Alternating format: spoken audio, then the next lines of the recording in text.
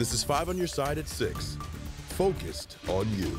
Widespread outages hit the world early this morning. A faulty CrowdStrike update was enough to shut down airports, knock out banks and ATMs, and cause chaos in hospitals. Thank you for joining us. I'm Ann Allred. And I'm Kelly Jackson. We have been following all those problems and more throughout the day. We have the latest from around the bi-state. 5 on your side's Megan Kernan has the latest on flights in and out of Lambert. And our Robert Townsend has more on how the outage is impacting Social Security. First, let's start with Megan.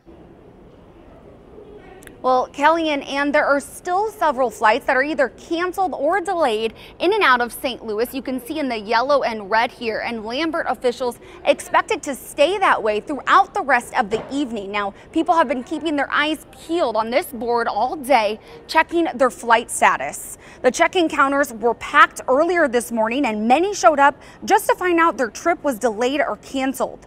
Delta, United, and American grounded flights nationwide due to the issue with the cybersecurity company CrowdStrike. Southwest, which flies out of Terminal 2, was not impacted because they use a different system than CrowdStrike. Now, Morgan Cruz and her friend got to Lambert at 4 o'clock this morning and found out her 6 a.m. flight was canceled. Now, she's hoping her flight at 7 o'clock takes off as scheduled, getting her to New York at midnight, nearly 15 hours than she originally planned.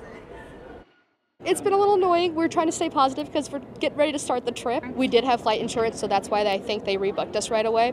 So that was nice at least. So we'll see. Right now, it's still scheduled to take off. Now, I just checked FlightAware, and so far across the country, more than 28 flights have been canceled and over 10,000 have been delayed. Live at Lambert Airport, Megan Kernan, 5 on your side. The global IT outage also halted all business today at Social Security offices here in St. Louis and around the country. 5 on your side's Robert Townsend caught up with some frustrated people, and he is live outside the Social Security Administration downtown. Robert. Hey, and you know, lots of people showed up here today for a number of things, only to turn around due to that widespread outage. I need to get a war letter. I'm a Vietnam vet. But Friday, Hazel Dale was just one of the many who never stepped one foot inside the Social Security Administration building in downtown St. Louis. The frustrated Vietnam veteran, seniors, and college students all got here hoping to take care of their business. But when they got closer to the state agency, a note on the front door said it was closed due to a global IT outage. A big headache for these disappointed folks. What they got computers for and don't work. People are better than computers, I say. I don't make no sense. It was a worldwide problem. Well, yeah. Well, the world ain't my problem.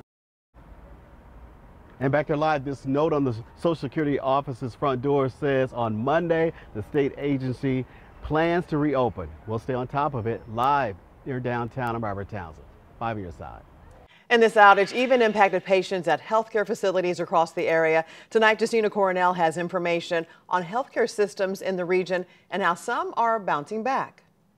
As a managing partner of Single Wave Technologies, Van Otten works on solutions to prevent cyber attacks. Definitely how to plan for it, how to make your systems resilient. Their job is to make sure people aren't scrambling like many were on Friday after the CrowdStrike outage. It's being called the largest IT outage that we've ever experienced. Many companies were touched, including hospital systems, pharmacies, and urgent cares. Really everything from the front end kiosks to the back end servers could be impacted. So it's quite a lot of labor to get everything back up and going again. HSHS, Mercy, and OSF tell 5 on your side they weren't impacted.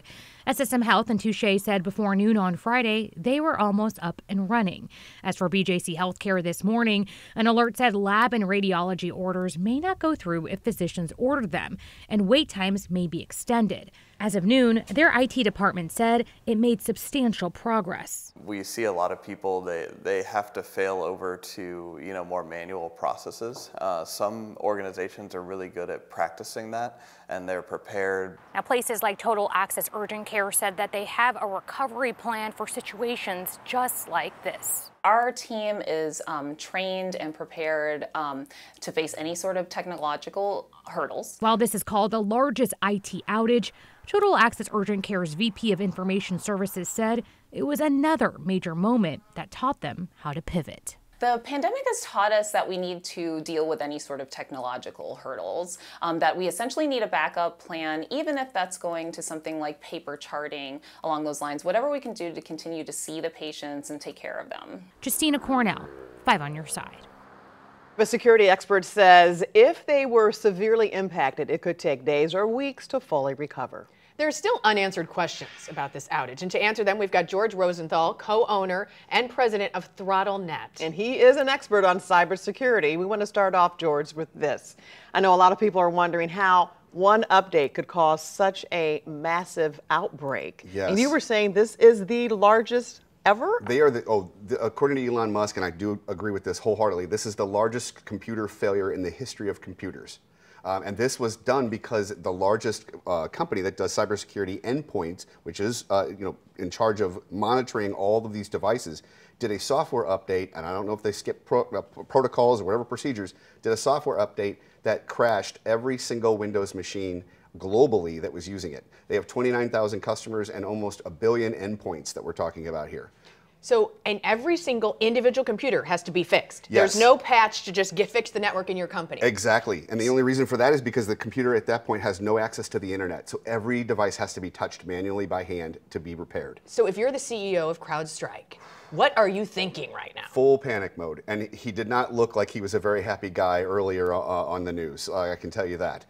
They are in for a very long haul, and I don't know how he's going to handle all of this, because this is overwhelming when it comes to the infrastructure that they shut down today. And I know there are going to be those people who are taking advantage of this situation, those bad actors. Yes. So what should companies and individuals look out for? This is very important. So right now, as of this afternoon, they have already started. So bad actors are contacting CrowdStrike's customers and acting as if they're CrowdStrike and they're there to help.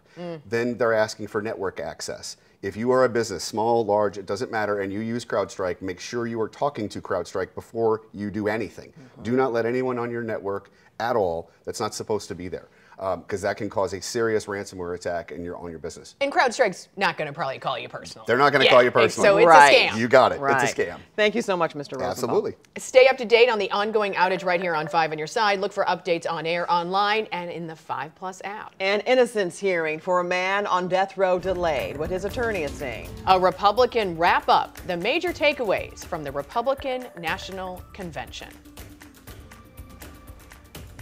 You would think we'd probably be a lot warmer in July than this. 80 degrees, where we should be and where we are going to head over to the next few days. Why I expect this to be one of the top weekends of the year.